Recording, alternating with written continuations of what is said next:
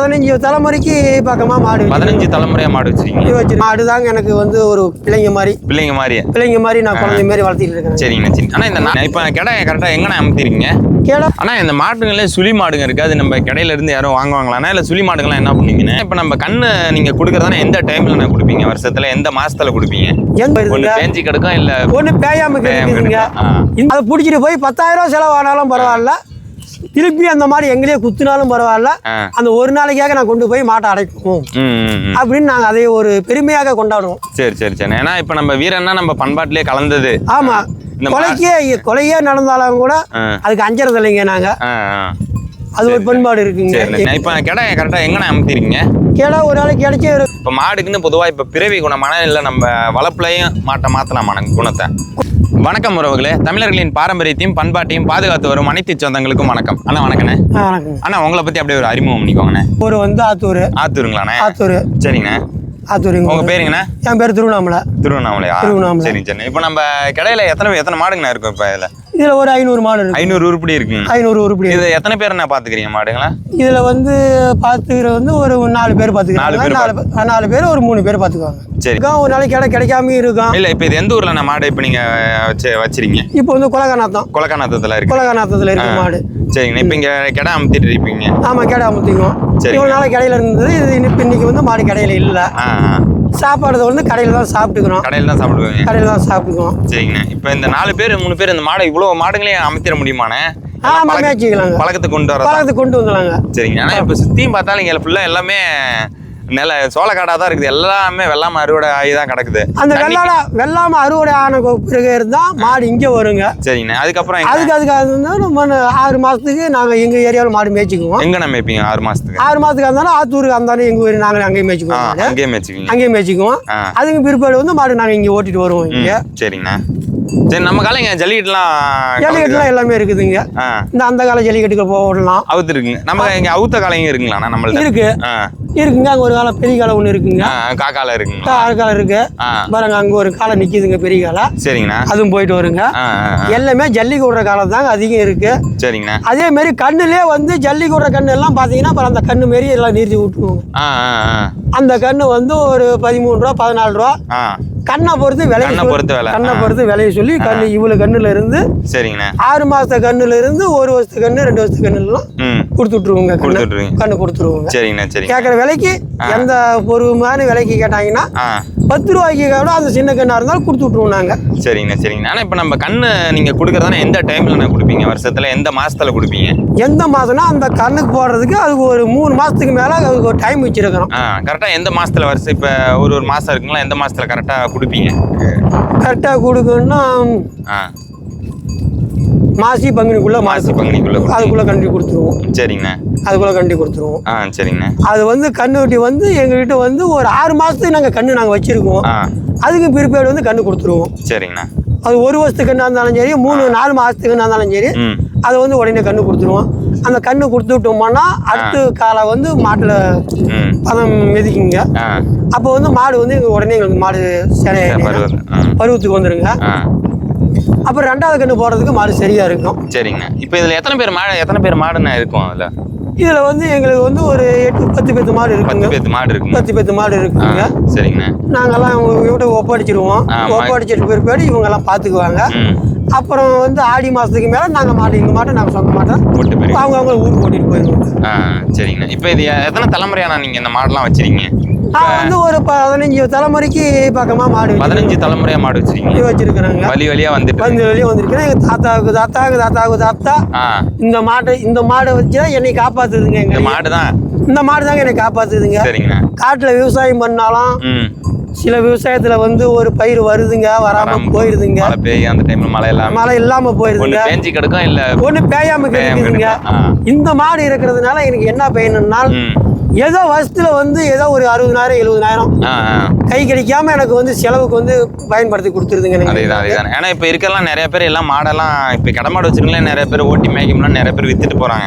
ஆனா இப்ப இவ்வளவு மாடுங்களும் நீங்க எல்லாம் இப்ப வச்சு பராமரிச்சு இத்தனை பேரும் வச்சு பண்ணிட்டுனா அது ஒரு பெருமையான விஷயம் தானே. நம்ம பாரம்பரியம் எனக்கு வந்து இதுதாங்க இது மாடுதாங்க எனக்கு வந்து ஒரு பிள்ளைங்க மாதிரி நான் குழந்தை மாதிரி வளர்த்திட்டு இருக்கேன். சரிங்க. சரி. ஆனா இந்த நாட்டு மாடு பால் குடினா என்ன பயன்? உடம்புக்கு வந்து நல்ல சத்துங்க. நீங்க டாக்டரோட கேட்டு பாருங்க. ஒரு கை கால் வலி கஷ்டங்கள் வந்து எதுவுமே தெரிஞ்சு கொள்ளாதுங்க. சரிங்க சரிங்க. குழந்தைங்களுக்காக கூட சரி, டாக்டரே என்ன சொல்றாங்கன்னா அந்த நாட்டு மாட்டு பால் தான் குடிக்க சொல்றாங்க. சிந்து மாட்டு பால் கூட குடிக்க சொல்ல மாட்டேங்கிறாங்க. நாட்டு மாட்டு பால் குடிச்சா உங்களுக்கும் நல்லதுங்க, எங்களுக்கும் நல்லதுங்க. ஏன்னா இப்ப சிந்து மாட்டு பால் குடிக்கிறதால நிறைய அவங்க அந்த மாட்டுல அந்த அளவுக்கு சக்தி இருக்கிறது இல்ல. சத்து இருக்கிறது இல்லைங்க. நாட்டு மாட்டு பால் வந்து எல்லாத்துக்குமே சத்துங்க. சின்ன குழந்தைங்கள இருந்து பெரியவங்க வரைக்கும் நாட்டு மாட்டு பால் எல்லாமே சத்துங்க. சரிங்க பயன்படுத்துதுங்க. சரிங்கண்ணா சரிங்கண்ணா. ஆனா இந்த மாடுங்களை இப்ப நீங்க யாராவது இந்த மாடு இப்ப வீட்டு பாலுக்கெல்லாம் கேட்டா குடிப்பீங்களா? வீட்டு பால் அந்த மாதிரி எல்லாம் கொடுக்குற மாதிரி இருந்தாலும் கொடுத்துருவோங்க. ரெண்டு ஒருத்தர் கேட்பாங்க, பிடிவாதமா கேட்பாங்க வீட்டு பாலுக்கு வேணும்னு. அதுலயும் மாட்டை கொடுத்துட்டு தாங்க வருவோம். சரிங்கண்ணா சரிங்கண்ணா.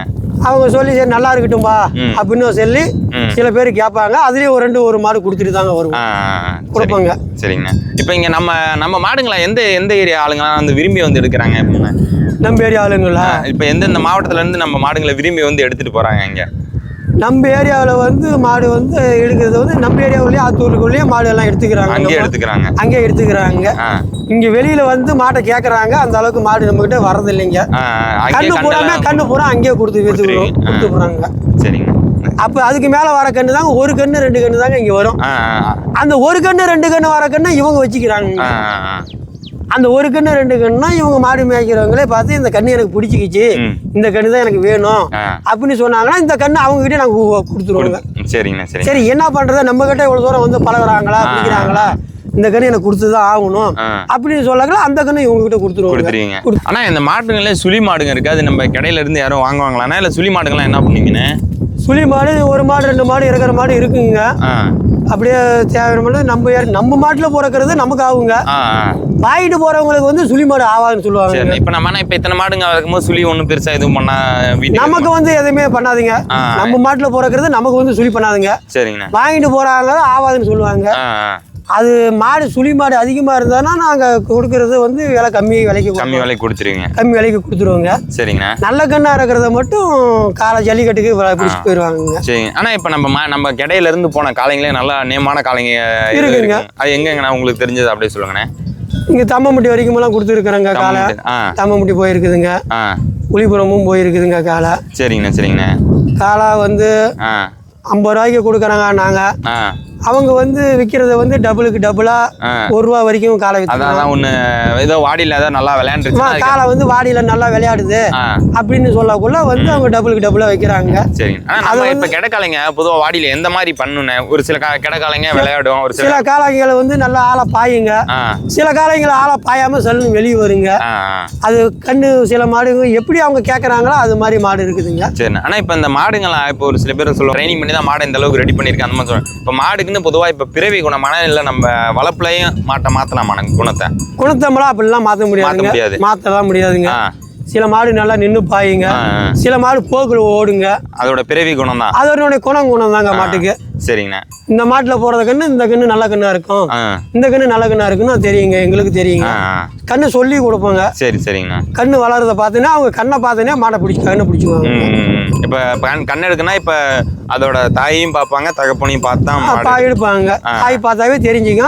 அதே மாதிரி கை காலு எல்லாம் கொஞ்சம் ஏத்தமா இருந்ததுன்னா அவங்க பிடிச்சுக்குவாங்க. சரிங்கண்ணா சரிங்கண்ணா. இப்ப இந்த மாடுங்கள இருக்க சுழினா எந்தெந்த மாதிரி சுழினா இருக்கும் அதை அப்படியே உங்களுக்கு சொல்லுங்க. சுழிங்களா மின்பாட பின்பாடுன்னு சொல்லுவாங்க. சரிங்கண்ணா.